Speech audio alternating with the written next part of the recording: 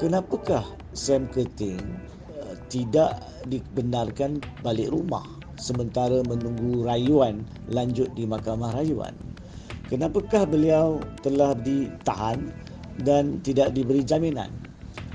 Perkara ini perlu difahami mengikut konsep proses dan prosedur Undang-Undang Jenayah di negara kita. Kes Sam Keting telah bermula di perbicaraannya di Mahkamah Magistrate dan mengikut undang-undang prosedur, mana-mana kes yang bermula di Mahkamah Magistrate cuma boleh sampai ke mahkamah terakhir iaitu Mahkamah Rayuan jika diberi kebenaran oleh Mahkamah Rayuan atas soalan undang-undang. Barulah kes itu boleh sampai ke Mahkamah Rayuan. Jadi sekiranya tidak ada kebenaran diberi, maka kes tamat di Mahkamah Tinggi iaitu rayuan yang pertama. So, apa yang berlaku pada 13 April adalah walaupun Sam Keting berhak untuk membuat permohonan memperolehi jaminan, tetapi mahkamah berhak untuk membuat keputusan pada masa itu bahawa memandangkan rayuan Sam Keting bukannya automatik, dia perlu kebenaran. Yang ini berbeza daripada kes seperti contohnya Najib Razak, di mana rayuan ke Mahkamah Persekutuan adalah automatik, maka jaminan boleh diberikan pada hari yang sama. So atas dasar itulah mahkamah telah tidak memberikan jaminan pada hari keputusan mensabit kesalahan. Tetapi seperti yang dilaporkan melalui permohonan Peguam Sam Keting pada pagi ini iaitu 18 April 2022, terdapat dua perkembangan. Yang pertama, Mahkamah Rayuan telah memberi kebenaran untuk merayu ke Mahkamah Rayuan, dan di atas sebab kebenaran diberi, maka Mahkamah Rayuan juga telah mengenakan atau memberikan jaminan yang sama nilainya seperti mana beliau dituduh di Mahkamah Magistrate, tak silap saya adalah RM10,000 jaminan, dan beliau boleh keluar kembali menjalani kehidupan biasa sehingga menanti rayuan. Rayuan di Mahkamah Rayuan belum akan didengar sehingga segala proses dan prosedur penyediaan rekod rayuan dari Mahkamah Tinggi ke Mahkamah Rayuan diselesaikan.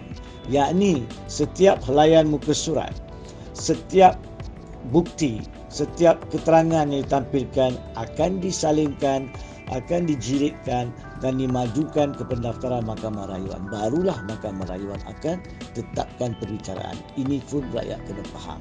Ya? Jangan kita terlampau gairah. Yang keduanya, ramai juga saya dapati sejak keputusan tersebut membuat pelbagai kenyataan sembrono berhubung dengan fakta kes yang mereka laporkan atau mereka komenkan.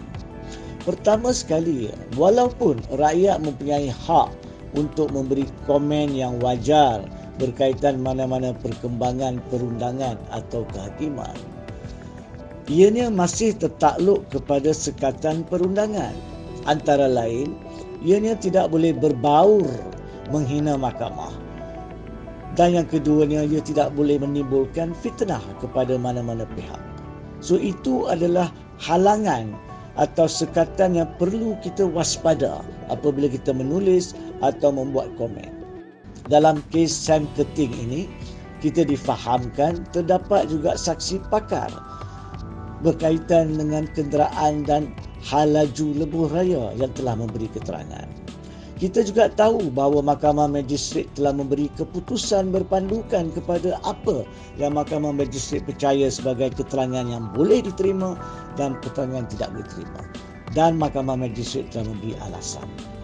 Sebaliknya, Mahkamah Tinggi juga telah dalam tanggungjawab mendengar rayuan, telah mengupas semula dalam pandangan Mahkamah Tinggi apakah dia isu-isu yang dalam pandangan Mahkamah Tinggi mungkin menjadi khilaf. Mahkamah Magistrate telah memberi keputusan. Tapi kes belum tamat. Kes cuma akan tamat di Mahkamah Rayuan.